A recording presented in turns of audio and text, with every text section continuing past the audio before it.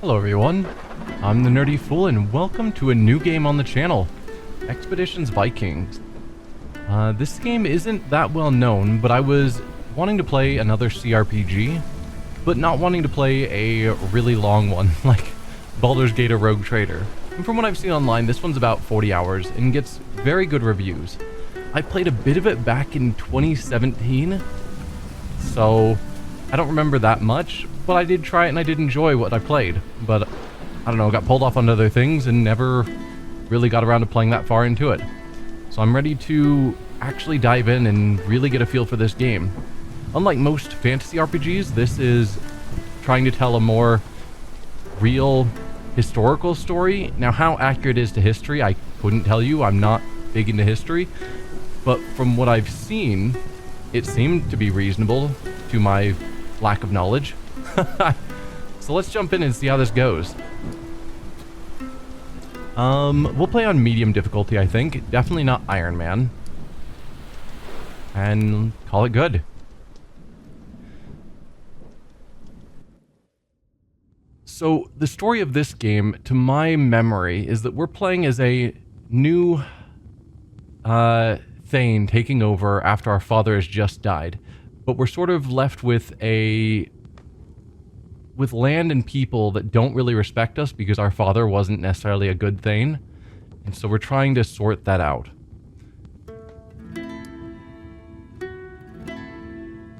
I think I'm going to take some time to create a character. Visually, I think it's going to be rather simple, but I remember the character creation of your skills and stats I'm probably going to want to put some time into. So give me a moment. I'll come back once I've figured out what I'm going to do. Alright, so here is what I've chosen. We will be playing as Alfbjorn, son of Ulfrir. I'm going to mispronounce the names. I apologize. I am terrible with pronunciations, and these are especially out there compared to my standard American tongue. As for stats, I was originally planning on going with a more strength, endurance, focus, sword and shield kind of character. But I noticed that it says that with perception, will often reveal additional information during dialogue, and senses often be used for persuasion in dialogue. And I really like having a character that's good in the dialogue side of the game. So instead, we're going to be playing more of a ranged character who is sort of a party backline support. At least that's how I'm imagining it. So yeah. As for the skills we've chosen, I've chosen to specialize in bows with a single point, but hey, there it is. We get interrupt automatically, but I've also chosen cripple so that I can potentially take away target's movement. Skill-wise, healing seems a useful thing for support. Leadership, because I want to have those additional conversation options again. Tactical move is free for all characters. So, yeah, I guess moving without triggering attacks opportunity sounds great. I've got diplomacy, again, dialogue options. You'll notice a theme. Heavy sleeper allows us to take less. I think there's like 4 time slots during resting.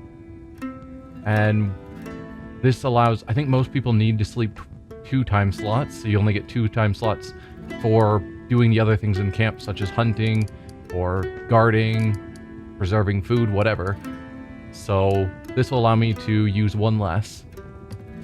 And then I've taken hunting and scouting because more resources sounds great. And then lastly, did I even choose anything here? I don't think I did. There's a few of these skills that seem interesting. Interrupt being 100% hit chance would be cool. Walk your shots reduces range penalties, but I just ran out of points to spend. So we'll pick those up later, I'm sure.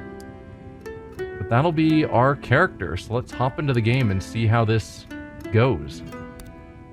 You haven't spent all of your skill points yet. Are you sure you want to continue? You can assign any leftover points later. Yeah, that was my thought, is that those will stick around so I can hold on to them.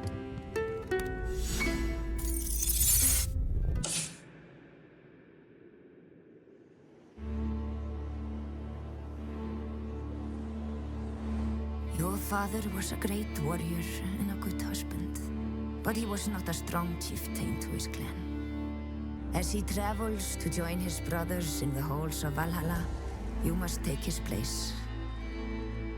Our clan is beset by petty squabbles. Some amongst our people would contest your claim to leadership, as they saw discord our neighbors plot against us. Gather your most trusted clansmen. Together you will face dangers which none can predict. You will be challenged on your leadership, your resolve, your wisdom. Build a ship and take your huscarls across the sea. Power and strength for our clan must be sought outside the Norse lands. If you show yourself to be bold, the gods will follow you into battle. Your legacy will live for 1,000 years beyond your time. Our clan must prevail. Good intro.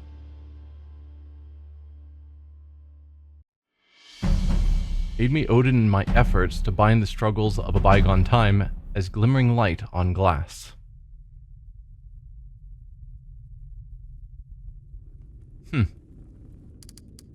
It is the evening of your father's funeral. When you close your eyes, the image of his blazing ship shimmers in the dark behind your eyelids. It is not a common ritual this far south, but your mother, Estridr, who hails from the lands of the Geats, insisted on it. All the thanes of the neighboring clans have come to attend your feast in his honor. Your father may not have been the most successful thane, but as a warrior, he commanded the respect of many.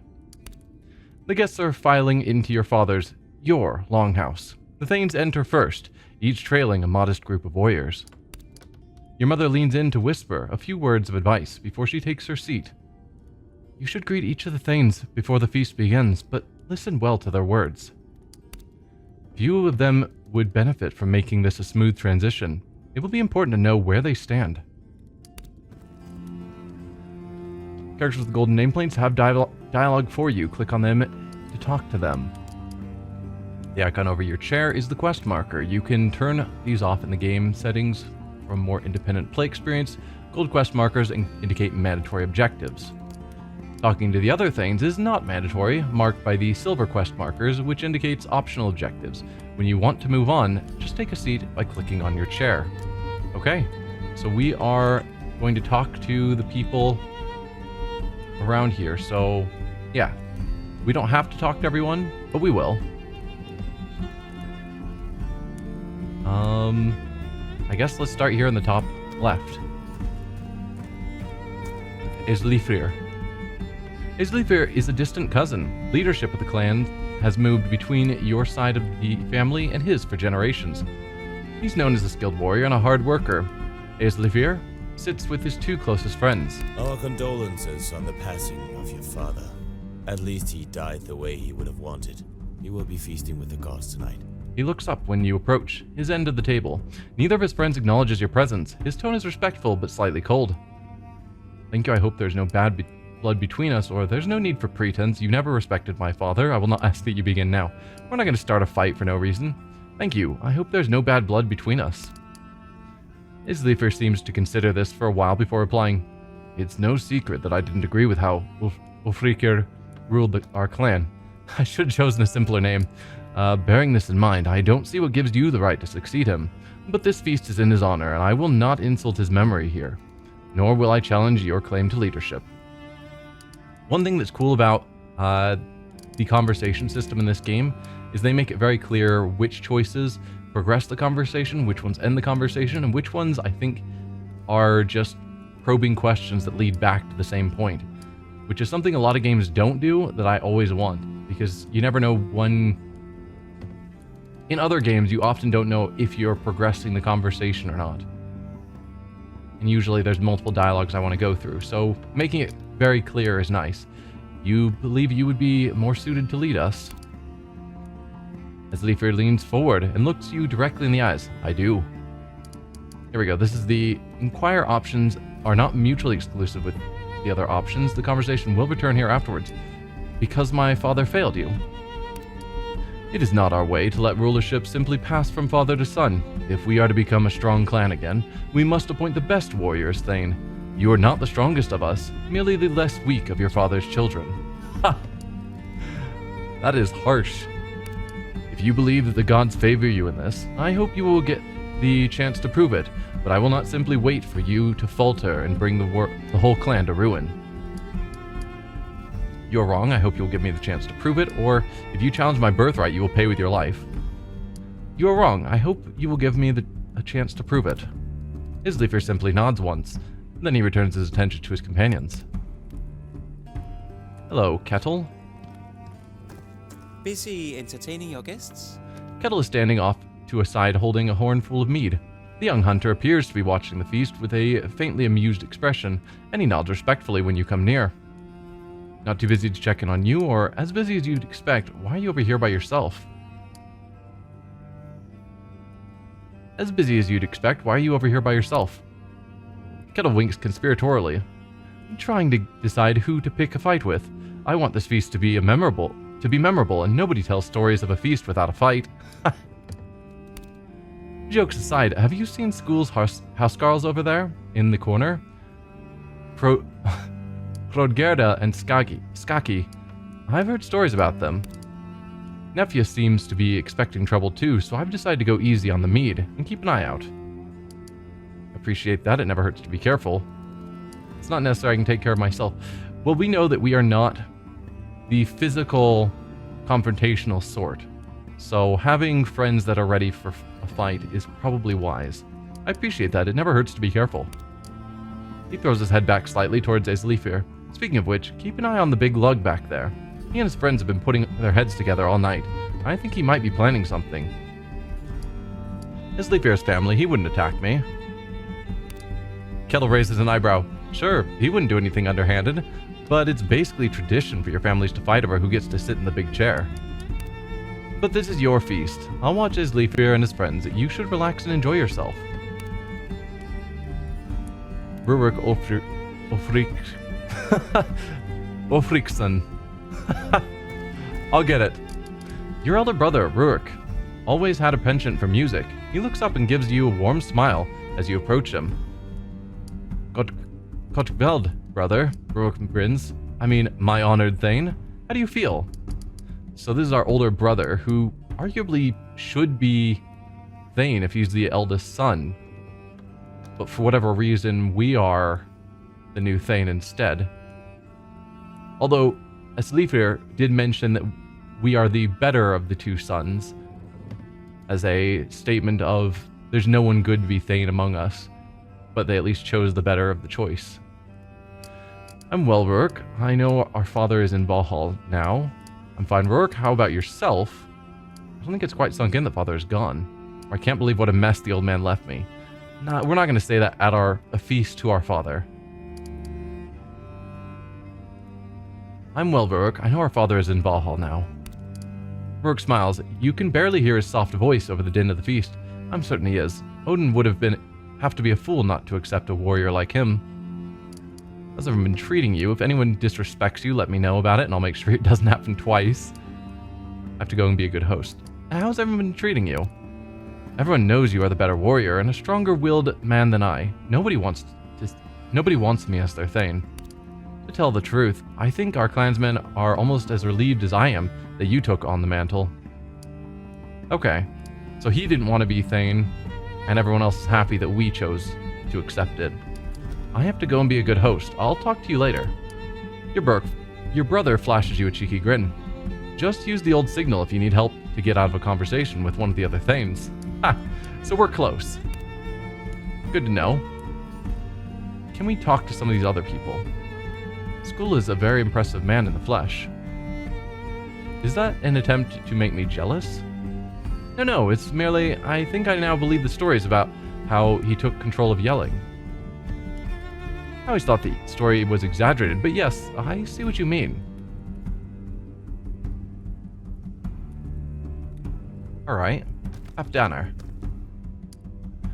Halfdanr is the Thane of a slightly larger clan that borders your lands to the east. He wears a solemn expression and nods heavily when you approach him. Ulfricr is in Valhalla now. Alfbjorn, there is no doubt about it. He died doing what he loved. But while he feasts among the heroes, you're left back here to sort out the pieces. You've got your work cut out for you. You speak ill of my father at his own funeral feast? The old chieftain holds up a hand. Nay, your father excelled at what he loved, fighting. He cared not one bit for this village, and I'm sure he wouldn't take offense for me pointing that out. His disregard made him many enemies among his clansmen. Surely you're not expecting your claim to leadership to go uncontested. The rightful Thane, if anyone thinks otherwise, will sort it out the traditional way. No one in this clan is more suited to lead than I'll win them over. I know many disagree with my appointment. It'll be a difficult transition. Maybe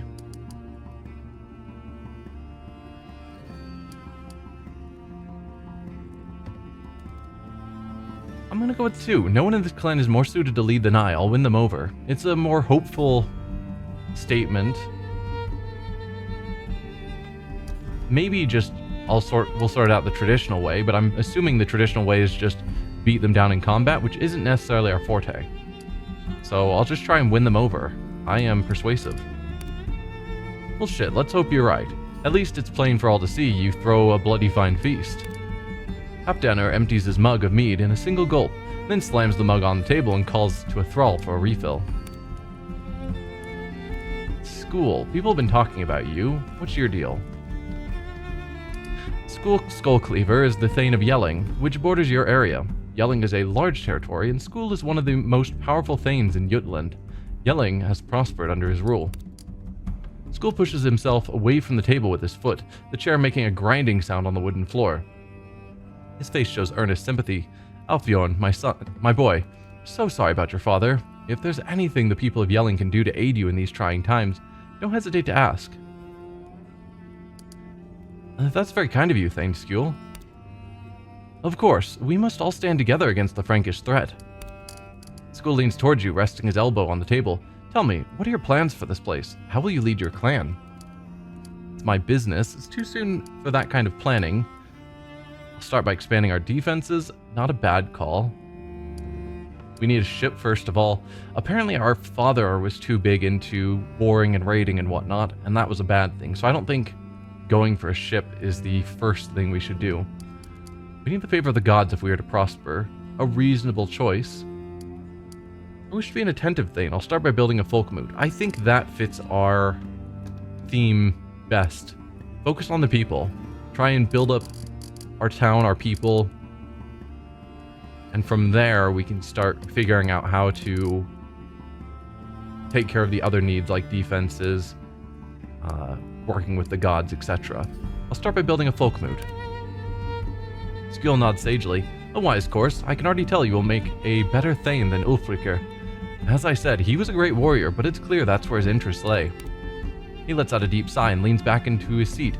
I'm sure you know I fought with your father many years ago.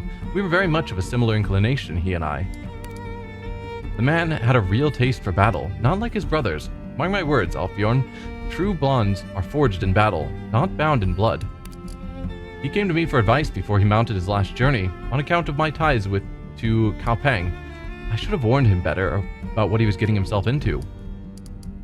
What does Kaupang have to do with it? He knew what he was getting into, but he went anyway. He should have stayed here and minded his clan, or just remained silent. I mean, to some extent, he probably should have stayed here and minded his clan, but if basically his entire rule he ignored his clan, I don't think avoiding this last conflict would have changed that. I don't know anything about Kaupang, so let's ask that one to try and get more information. What does Kaupang have to do with it? Vikings out of Kaupang have been to the isles across the sea. I've heard many stories about it, since I often go there to trade. Your father wanted to hear if the stories were true. But I've taken too much of your time already. I know you have other guests to entertain. Perhaps we'll talk later, after a bit more mead. Skule nods to himself, then to you, and turns his attention to the food on the table. Hrodgerda, what do you have to say? This must be the most pathetic mead hall in Jutland. Oh, we're talking to Skaki. Hrodgerda, if you're going to insult our host, at least have the sense to whisper. I'd heard Ulfrir had neglected his clan for years, but this is just sad. Maybe his son will do a better job. I doubt he'll live long enough to get the chance. Wow. They don't seem terribly friendly, so that's our chair. We want to hold off on that. Nefia. That was supposed to be another one of our friends who's watching over the crowd for us. There you are. The feast seems to be off to a good start. Nefia is one of your oldest friends. Your families have always been close, and you grew up together in this village. She's just finished pouring your mother a mug of mead. It's nice to see you out of your armor for once. Are you helping the thralls? Well, that sounds somewhat insulting, although it's nice to see out of your armor could also be insulting, depending on how it's taken. It's nice to see out of your armor for once. Nefia snorts sarcastically. You've seen my sister in this dress before. Surely that's the same thing. She closes her eyes and rubs the bridge of her nose with a finger. Gods, she was so excited to see me like this. I'll never hear the end of it. Where is Aifura? What do you think of our guests? Where is Aifura? A sardonic undertone creeps into Nefia's voice. My poor sister has a fever again. She has such a frail constitution. All this wet cold is hard on her. Mother stayed home to care for her. What do you think of our guests? She chuckles. Your fellow Thanes are certainly a proud and graceful bunch, even as they plot to murder you and take our lands. You think that poorly of them? That's certainly the sense I'm getting. Some of them, maybe. They've been generally friendly. Particularly this one asking for if there's anything he can do to help us. They seem somewhat neutral. They definitely seem a bit more antagonistic. I haven't talked to the people back here, and I think they are of our land, but also potentially plotting to just take over ownership of to become the new Thane themselves. I wouldn't say most of them are plotting to murder me. You think that poorly of them? She grimaces. Oh, I'm sure not all of them are actively planning to kill us. I have a weird feeling about School, though. I doubt they call him Skullcleaver for no reason. Halfdanner plays the lovable old grump, but I know he's had his eye on our harbor for years. Oh, Halfdanner was the nice one. Ranghilder, I'm not sure about. She probably has nothing to gain from destroying us, but she's little more than Sigurdr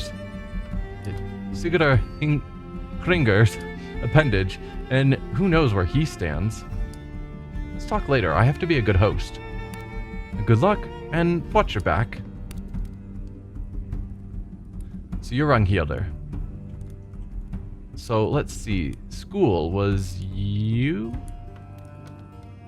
Which one? No, School was the nice one.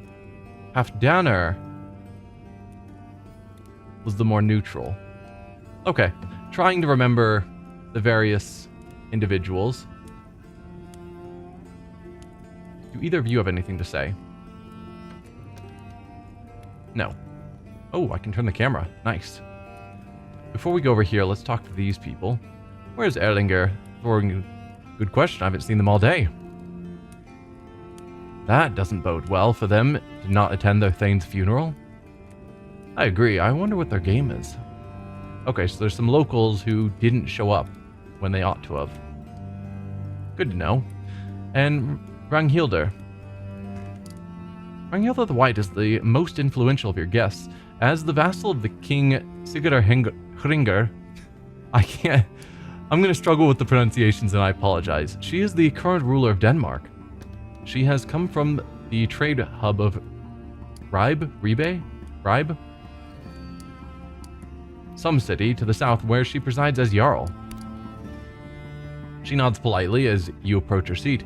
It was a beautiful ceremony, Alfbjorn. I extend my condolences for your loss on behalf of Ribe and the king. I must tell you, I advised him not to seek out the isles across the sea. We've all heard the stories of the unprotected coasts and their treasures, but there is more danger than the rumors let on. I'm not surprised they claimed his life, but I am glad at least he died with a sword in his hand. Did you know Ulfricr well? I knew him as a warrior. We fought together on the Revellier, and he struck me as a shrewd tactician. When your king needs you, I hope you will serve him as well as your father did. I will serve you, have my word. My father taught me everything he knew about combat. My warriors and I fight for whomever can offer the best reward. That's a bit rough. I see no reason I should fight for King Sigurdur. She's apparently here in the stead of the king, so insulting the king would be in very poor taste.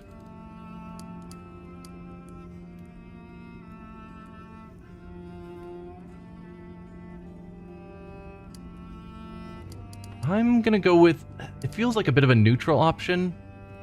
I don't know enough about the king and the various politics to immediately say, you know, swear fealty, essentially.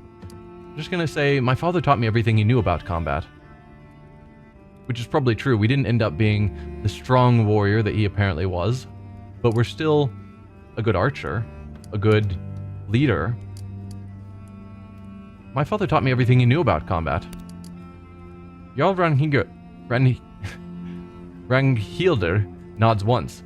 I would expect nothing less of the man, but remember that no amount of practice is a substitute for actual experience. Thank you for accepting the invitation. We're honored that you could make it.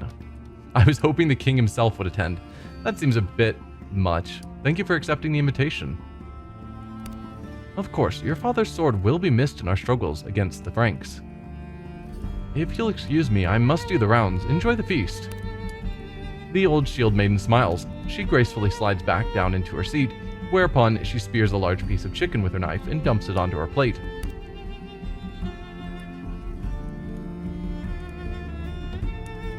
Alright.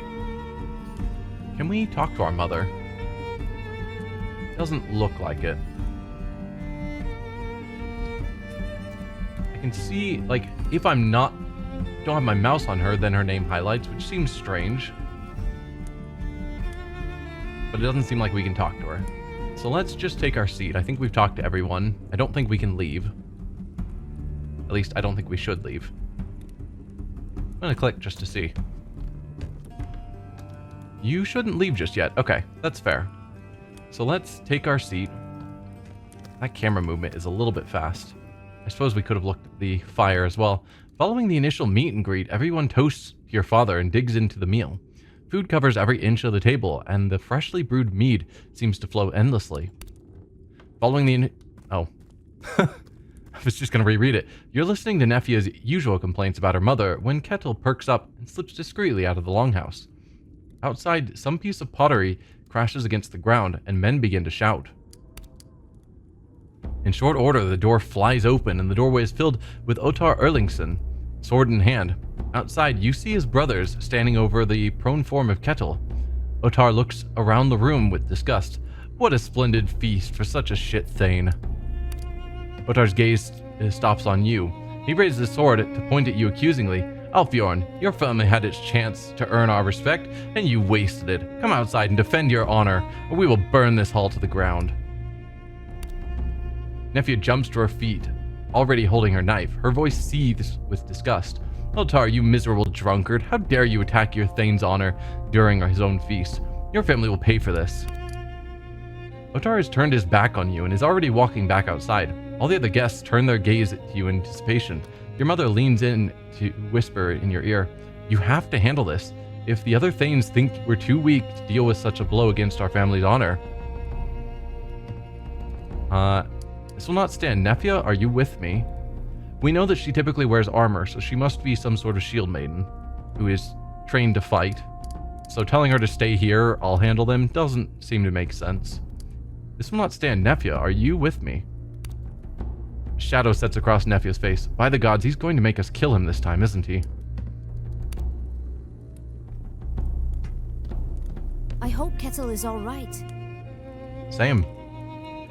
Nefia is now following you.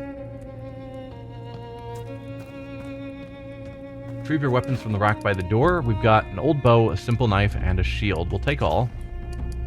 And make sure to equip ourselves. Obviously, we will equip the bow in our primary. I think we have a secondary equipment slot. All unequipped items in your possession show up here. Use the buttons above to scroll window to filter which types of items you want to see. Fine.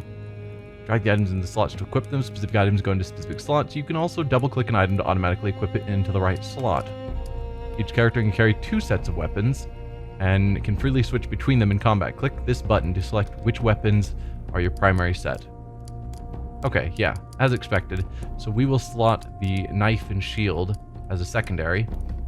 And mead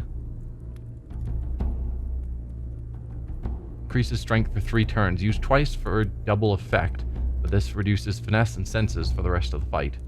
And Nefia has a spear and a knife. Nifr. Sure. The inventory also displays a few extra useful pieces of information about each character. Here you can see the character's primary stats as well as their current morale and whether they have any injuries. So she's a finesse primary character with decent endurance. Neither of us have armor.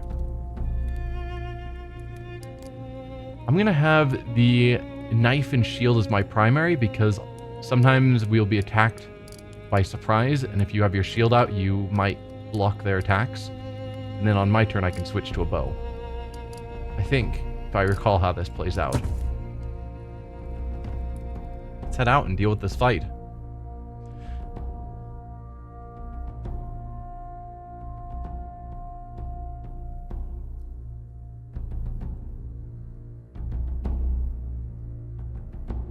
Morale affects your herdsman's physical and mental resistances. Okay. Most of the guests follow you outside and form a half circle behind you. You're dimly aware of the other Thanes muttering among themselves. Nefia runs over to Kettle to help him back to his feet. A streak of blood runs from his hair down to his cheek, but it looks like he can still fight. 4 against 1. This is what the sons of Erling Thorgilsson consider a fair fight? Ottar's brother tossed sneers. He sounds drunk.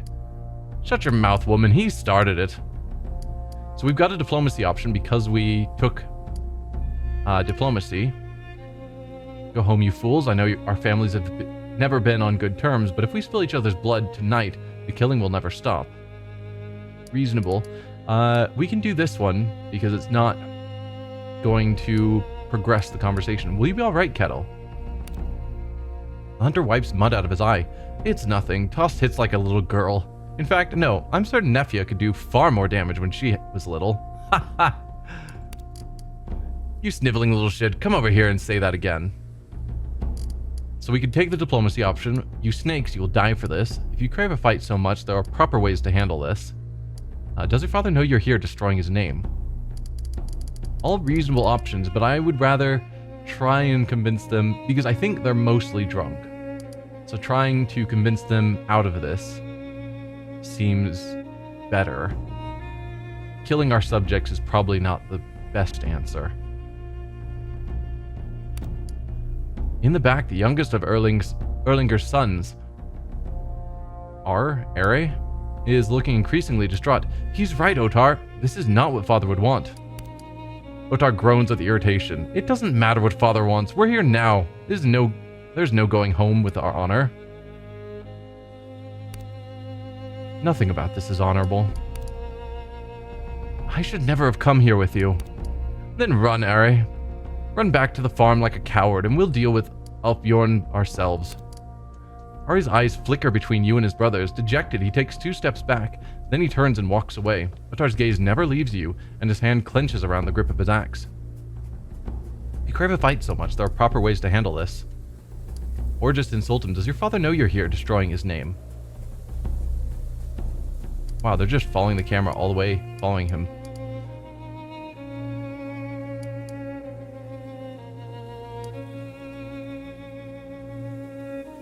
So do we push back for tradition, or do we just try and convince them that they are insulting their father's name? I think I'm going to push for tradition. If you crave a fight so much, there are proper ways to handle this. Ottar shifts his weight restlessly as he regards the Thanes assembled behind you. Too late for second thoughts. When Islifir is our Thane, he can judge the honor of what happens here tonight. Oh, so they're here for Islifir. Who said that he wasn't going to challenge us? Islifir steps forward and draws his weapon. You've gone too far, Ottar. There is no honor in this. I must take Alfbjorn's side here. For a moment, confusion mixes with fright in Ottar's eyes, but he quickly composes himself. Fine, we'll kill you all, then I'll be Thane. So, Islifir doesn't like us, and doesn't like that we're Thane. But his honor says that he can't side with them, so he has to side with us. I Approve. Seems like a good man. Okay, so combat takes place in these hexes. I think it's plays out with our turn followed by their turn, where we get to move everyone and then they move all of their people. But I guess the tutorials will tell us. Combat is an important aspect of the game. Defeat does not necessarily mean game over. You will usually be able to continue, and the story may change in some cases. During combat, blue hexes appear under your allies and red hexes underneath enemies. You can select yourself and your warriors called a herdsman, either by clicking on them directly or by clicking on their portrait. Makes sense. You can make default attacks against enemies by clicking on them with the when the cursor changes to a sword or an arrow. In addition to normal attacks, remember to use your character's abilities. When the conditions for an ability are not met, it'll be grayed out. Hovering over the individual abilities will provide information about their use and effects. All that makes sense. Okay, so it's starting out with us, but we don't necessarily need ourselves to go forward. So we've got Islifir, who appears to be a sword and board user. Kettle has a bow. Nefia has her spear, and then we're going to be using a bow as well. During combat, characters can be ordered around in any order. For example, you could move a ranged character a few hexes towards an enemy, shoot, and then move back again. Basic information about your herdsmen and the enemies can be seen by hovering over them with your mouse. This will show you how much damage they do, how much you will do to them, their hit points, their resistances, and so on. Okay. And we have the option to toggle non-lethal attacks, which I think I will do in this case, so that we're not actually killing them. Because I'm thinking they're mostly drunk. You've just enabled non-lethal mode. While you're in this mode, enemies will always become incapacitated instead of dying, but none of your herdsmen will perform critical hits. Ugh. Okay, that's a bit rough. Non-lethal mode is useful if you want to make sure a certain enemy survives. A character's survival may change the story, and some quests may require it. Alright, well, we want to get to a point where we are blocking them from getting to our more ranged characters. But I also don't want to take the attack of opportunity. So let's start with Nefia, because she's got a spear, which I think means she can attack from 1 square of range. Attack a target 3 hexes away, but it's 75% damage. Ooh. So, a lot longer range. Death Blow deals double damage, but can only target immobilized enemies. Feint. Move to the other side of a target and make the target spend its attack of opportunity. Or tactical move. I'm just going to have you attack here. Good solid hit. Okay, and her icon's changed from green and red to yellow. Don't know what that means yet. We'll figure it out. Oh, actions and movement. Around each character's feet is their action ring. Its state is mirrored by the dots at the bottom of the portrait. The inner ring shows whether the character still has their attack action. The outer ring shows what kind of movement is available to the character. A green and red ring means you can move within the green area and still attack, or spend your attack action and move all the way to the edge of the yellow area. A yellow and red ring means that you can attack from where you stand, or convert your attack to extra movement up to the edge of the yellow area. Yellow with a gray inner ring means you have no attack action left, but can still move to the edge of the yellow area. If both rings are gray, it means your character has neither an attack nor movement left. Okay, so we get 2 actions, but only one of them can be an attack. Or, I guess we have an attack and a movement, but we can convert the attack into a second movement if we wish. That all makes sense to me.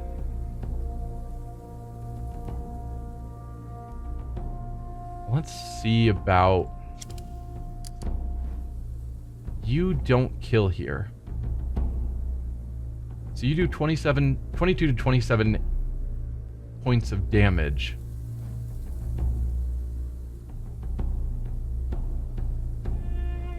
No, 51 to 54 damage.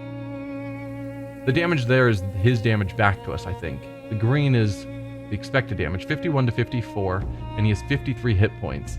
So the bar showing red is the minimum damage we'll do, which is not enough. But if we get maximum damage, it will kill.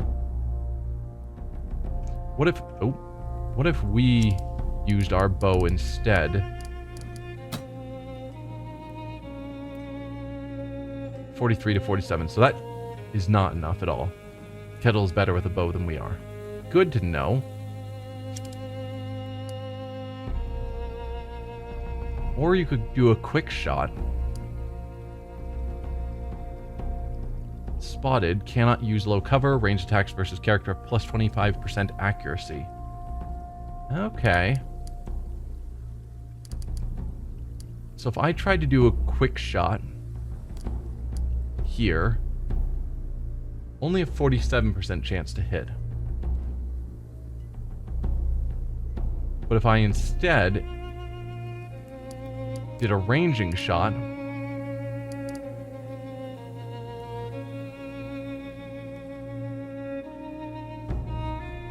then I would get more accuracy, and then he's more likely to succeed with the quick shot.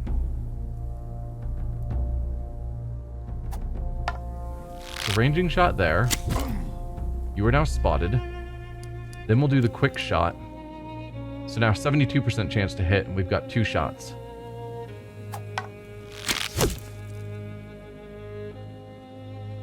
And yeah, you were left with 1 hit point. Sure.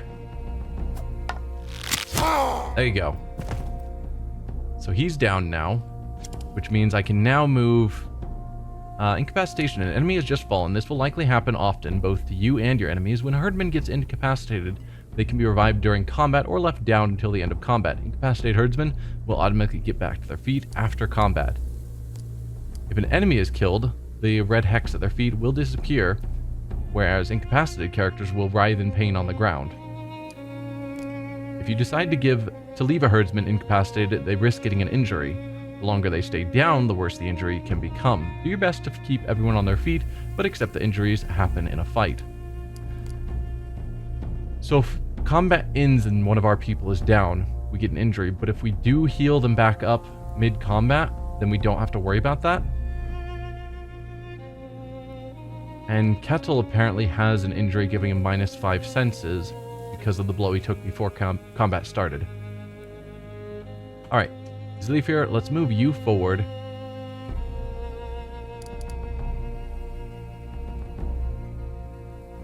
Stun. Melee attack that applies the status effect stunned. Unable to act, cannot block, but it does no damage. Kick him away. Okay, ready, so we can automatically attack the first enemy that enters melee range. That's a useful thing to know about. Let's try stunning him. See how that goes. Alright, so you are stunned now. And then I think we are going to... You're not going to move forward, probably. Let's get cover, but move forward so that our shots will be more accurate. We'll use a ranging shot so that we have more accuracy on you.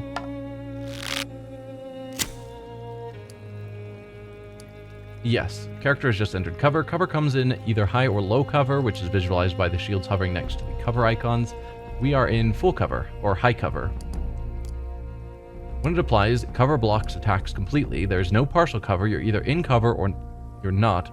Cover protects you against ranged attacks from the direction of the space with the cover. A character in low cover will automatically stand up to shoot over it, but will also be forced to stand up if an enemy stands next to them. High cover still works if the character is standing, but requires movement to shoot at enemies on the other side. Oh, does that mean I can't shoot him? That wasn't part of the plan.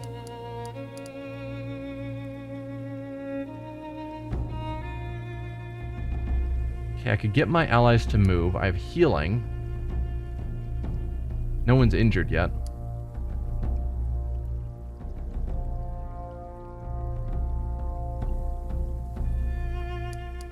I don't think anyone is planning to move. I can't shoot you, so Now we know high cover is not necessarily a good thing because I can't target back. So instead we'll shoot this guy.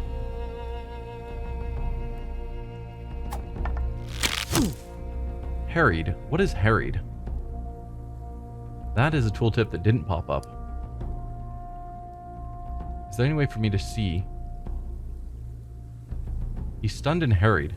It's not telling me what harried is. I guess that's something I'll have to find out later. Okay. I think that is the end of our turn as far as I want to take it. Nefia can move.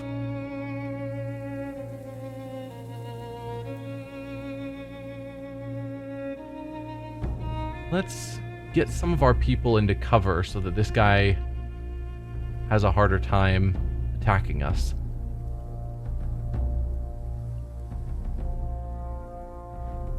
I guess there's just not enough cover spots. Because I kind of want Kettle.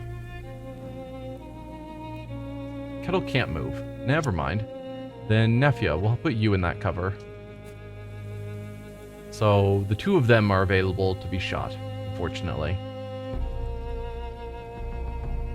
Yeah, end turn. Let's see how this goes. So he's still in spotted territory. Missed against Kettle. Your stun really only lasted one turn. How about that? I don't know that that was necessarily a good use of a turn. Well, let's just have you attack. Didn't quite take him down. So if we move Kettle forward, just so that he's got a better accuracy, because right now, I guess 72 is not bad, probably because we're still within that range.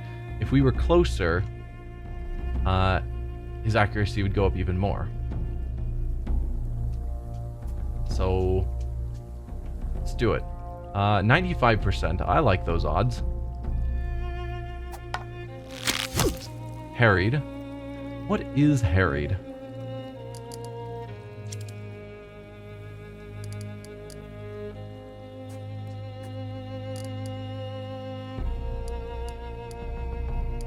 So can I do the quick shot again? It doesn't seem like it. Or did I not have that? Was that just Kettle that had the quick shot? Maybe so.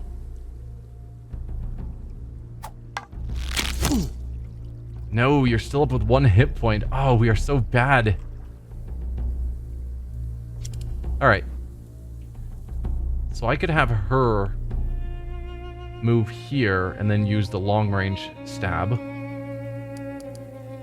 just to finish him off. And I think I'm going to do that because Isleifir can take a blow because he's got a shield. I'd rather no one get shot by this guy. So you go there. I need to adjust how fast movement works. There you go. So he's down. She can start moving back. The rest of us, I think, are fine where we are.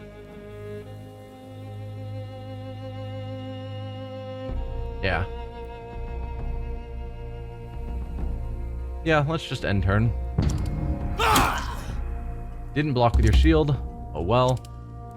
You can finish him off. So, well done us. Overall, pretty simple victory. Combat results. Whenever you finish combat, you will see this screen, which has a few vital pieces of information.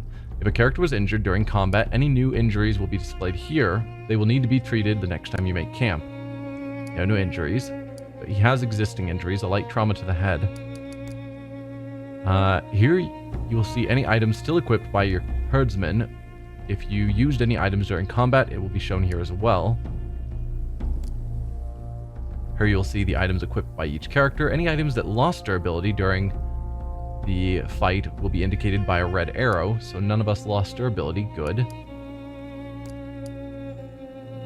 Okay. Ota Erlingsson groans as he tries to sit up on the frozen earth. Kettle walks over to the soundly defeated farmer and kicks his weapon away.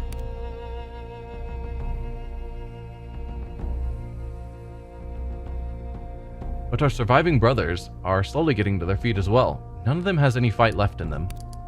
Nefio regards the survivors with a mixture of disdain and sadness. What do we do with them? So we could just execute them. Or let them go for now, we'll deal with them another day. So my problem at this point is that we've got all of these things who are looking for signs of weakness in us. Trying to see if we have what it takes to be a Thane or not. If we just execute them, that says that we are willing to do what we need to, but it also shows us as a bit bloodthirsty.